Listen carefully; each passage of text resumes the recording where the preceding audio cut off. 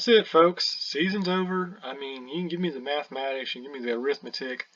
You can tell me, technically the Raiders are still in it. They can still, run the table and go 10-6 and make the playoffs, but that's not going to happen. We look at this team we have now with the management and the on-field performance. This team will be lucky to break like 7-9 at this point. They're not going to win the AFC West. They're not going to make the playoffs. Forget it. It's over and done with. This was a must-win game for the Raiders. At 5-5, they could have built some momentum. And, with the Broncos going down the toilet and the Chiefs dropping the game to the Giants, inexplicably, now I'm starting to kind of think the Chargers might be the dark horse to win the whole AFC West. So, there's that. Alright, so the Raiders lose 33-8 against the Patriots. I really don't have a whole lot to say about this one. We'll look very, very quickly at some of the stats here, courtesy of the fake news ESPN. Derek Carr went 20 for 49 for 137 yards, 1 touchdown, 1 interception. The thing with the interception, I mean, Derek Carr, he's thrown quite a few of them this year, but they're so, fluky. It's not like he throws them into the open arms of a defender. It's like he throws it to a receiver, they bobble it, or they juggle it, or it goes off their helmet, and it's deflected, and then the other team gets interception. And that just happened. What happened in the last game? That was just such a freaky thing that happened.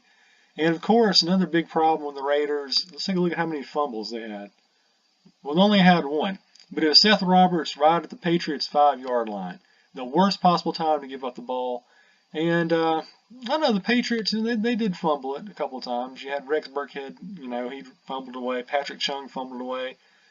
But they recovered. So, what can you say about that? They won the turnover game for sure.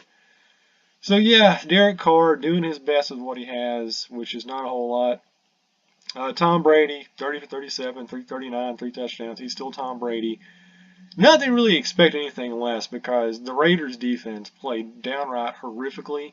And we'll get to that in a minute. But let's talk a little bit more about the offense. Let's compare and contrast the Raiders and the Patriots. Now, here's the thing. I hate the Patriots. I hate Tom Brady. I hate the entire New England region of the United States. I will forever loathe them for what happened back in 2002. I will never forgive them.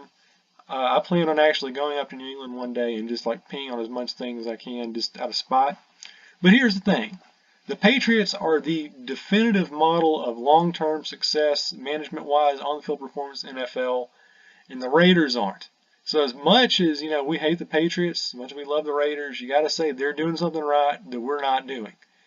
And, the thing is, the Patriots have the worst defense in the league, that's for sure. And we saw that with the Raiders running the ball. More on that in just a minute. But what's the Patriots doing differently? I mean, you look at these guys you got in the backfield. Dion Lewis, Rex Burkhead, James White. None of these guys are Pro Bowl material.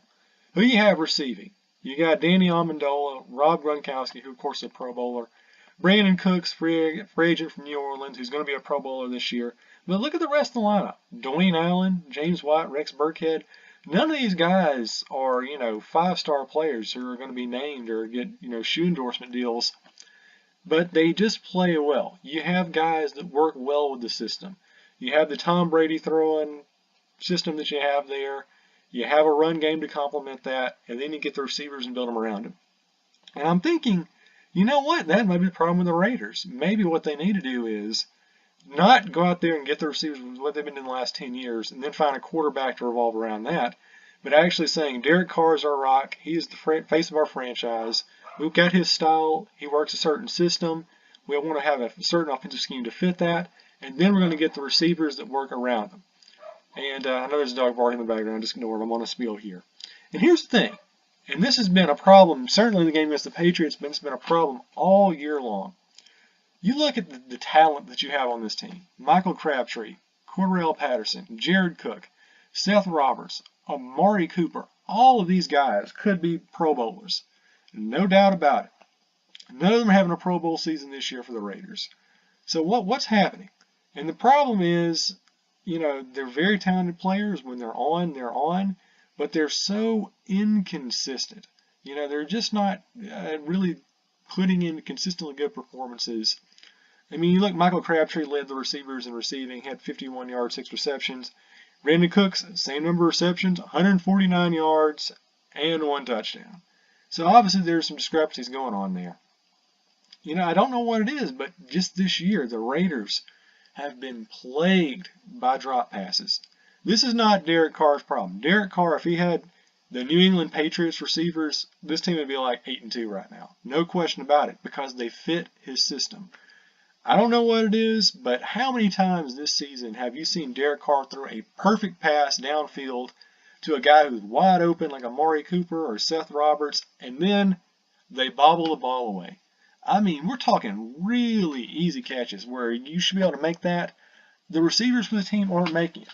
Despite being so ungodly talented, the motivation isn't there. They're just not gelling with this system. And, you look over at New England, I don't know. Maybe there's something going on here.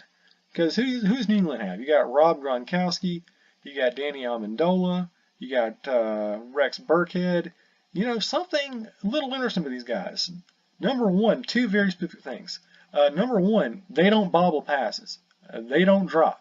They had a lot of targets here. Danny Amendola got targeted 9 times, caught 8 receptions. Compare that to Amari Cooper, 7 targets, 3 receptions.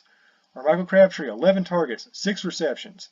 It's just not working. I mean, the system there for the Raiders, whatever they're doing, it could work, but they don't have the right personnel. And I don't know, just looking at what the Patriots are doing, you know what? If it works, steal it, borrow it, go with it. There's that old saying, white men can't jump, but as apparent by the success of the Patriots, they sure can catch, which is something that you really can't say about the receiver corps for the Raiders. So just throwing it out there, get you some white boys in the wideouts next year in the draft. We'll see what can happen then. You're not going to be any worse than you are this year. So there's that. And the rushing game, another spiel here. Marshawn Lynch had a pretty good game. He's looked very good these last 2 games, leading rusher in the game. Raiders did hold New England 89 yards. So that's good, and they had 109 yards themselves on the day. But here's the thing. I know we're all Monday morning quarterbacks. We're all second guessing this. None of us watching this have ever actually coached an NFL team. And if you are and you're watching this, you've fallen from grace. So we're always like to say, man, if we were in this position, we'd have done this, we'd have done something differently. If we would have tried this, that would have been successful. So a lot of times, we're just a bunch of guys talking over rear ends. We don't really have the right or, the expertise or whatever, what have you, the experience to actually say we know what we would do in a pro football game. But holy hell, you don't need to be an NFL coach to see what the Raiders screwed around here. You've even played Tecmo Bowl. You know something. If there is a certain offensive approach that works and the defense is not stopping it, you keep it up. So what did the Patriots do? They could not stop the run. Marshawn Lynch just churning up the field. What did the Raiders offense do? They gave up the approach and tried to do the medium pass where everybody kept bobbling balls. If the Raiders would have run this game and just run it down their throat and made it hard, I'm not saying they would have won the game, but it wouldn't have been 33-8. It would have been like 33-24. It would have been somewhat competitive. You'd have a long shot down in the 4th quarter. I just don't understand it. This offensive coordinator, Todd Downing, he's got to go. Get his ass out of there. Find somebody different, because this guy is just not working it. You're just making some terrible, terrible calls. And anybody can see that. You don't have to be an NFL coach. You don't have to be Andy Reid or Bill Belichick to see that. That if something your offense is doing is working and the defense can't stop it, you keep it up. Todd Downing doesn't want to do that, and to hell with it. Alright, and last we're going to talk about defense because, I don't know, this is the thing where it's probably the worst single aspect of the team, but then again, David Emerson's hurt. Garyon Conley, our first-round draft pick, hurt. You got Sean Smith down there trying to, lead the team. We're, week 11 now, and we still haven't recorded a single interception. I think we're going to be rebuilding the secondary. It seems like we're going to be doing this for the next 10 years. That's going to be the one thing that always eludes us. We can't build anything else because we spent all our first-round tricks on getting a receiver, or not a receiver, but a defender, getting some cornerbacks, some safeties. So, I don't know. We'll probably be working on that the next couple of years. That's the big problem. And, of course, the interior linebacking is pretty bad. I can't say anything about Navarro Bowman. He's doing pretty good. Corey James looked all right. And, of course, Khalil Mack is Khalil Mack. We got to find a way to keep him on the team because a couple more years they keep this up. He's going to be trying to jettison out of here quick. So, That's pretty much it. Don't have a whole lot to say. The Raiders got their ass kicked. They got their ass kicked in Mexico City. They pretty much gave up. It was a competitive game, kind of, sort of, up until the end of the second quarter. Then the floodgates open, and then the rout was on. And like I said, this is the backbreaker. The Raiders are not going to make a comeback. They're not going to run the table and be 10-6. I think they're probably going to be lucky to be like, to be honest with you, like 7-9 at this point. That would be a miracle. So a huge step back for the team. So you got to start thinking in the offseason, what do you change? Number one, you got to change the offense. You got to do something about the receiving. The defense needs to be rebuilt from the model up. And then, well, you got to figure out what's going to do with the run game. Because right now, all these elements could be great, but something is stopping them. And if it's not the personnel, it's the management. So we'll see what happens there. I'm expecting a lot of changes in the offseason. And if not, well, we're probably going to suck for a couple more years. Yep, that's all I got for this week. I'm about to go hit the bottle, and Godspeed. That's really all you can say, really.